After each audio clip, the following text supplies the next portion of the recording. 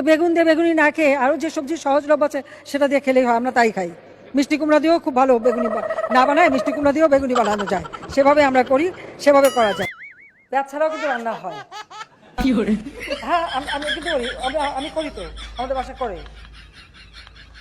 আমরা কিন্তু পেঁয়াজ ছাড়াও মাংসের পরিবর্তে এখন কাঁঠাল, এবং এই এই কাঁঠালের কাবাব হয়, কাঁঠালের বার্গার হয়, কাঁঠাল নানাভাবে কিন্তু এটা বিদেশে এখন মানে ব্যবহার করতে খাচ্ছে, এবং তার দাম কিন্তু অনেক বেশি। আর এখন মাছের কাটার একটা সমস্যা, অনেকে মাছ খেতে চায় না, কিন্তু প্রক্রিয়াজাত করলে পরে কিন্তু এই কাটাও কিন্তু নরম করে ফেলা যায় এবং খাওয়া যায়, এবং সেটা খুব বেশি কঠিন না, এমনকি ঘরে ঘরেও করতে পারেন। আপনারা যদি প্রেশার কুকারে মাছ 1 ঘন্টা 10 মিনিট সিদ্ধ করেন, মাছের কিন্তু কাটা নরম হয়ে যায়, মাছের মতনই থাকবে কিন্তু কাটা নরম হয়ে যাবে, এবং আপনারা সেটা ভালো বাচ্চাদেরও খাওয়াতে পারবেন, এতে কোনো অসুবিধা হয় না। কাজে আমরা কিন্তু এটা করি, একটু রেসিপিও দিয়ে দিলাম সাথে, যাতে আপনাদের ঘরে কাটার সমস্যাটা না থাকে।